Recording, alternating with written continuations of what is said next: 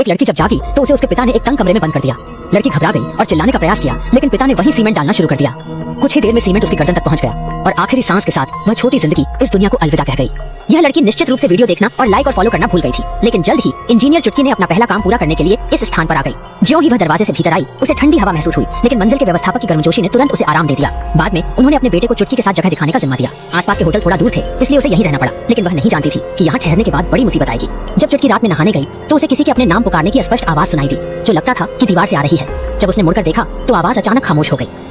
अगले दिन चुटकी ने इमारत की संरचना को बारीकी से जांचना शुरू किया। उसने सबसे सटीक डिजाइन और एक अनोखी लकीर को चुना और विस्फोट की संभावित मात्रा का आकलन किया। अजीब बात यह थी कि जब उसने दीवार की माप ली तो वह कागज के डिजाइन में दर्शाए गए से 16 फीट मोटी निकली। स्थिति को समझने के लिए वह 8वीं मंजिल पर गई और सीढ़ी से छत पर चढ़ी।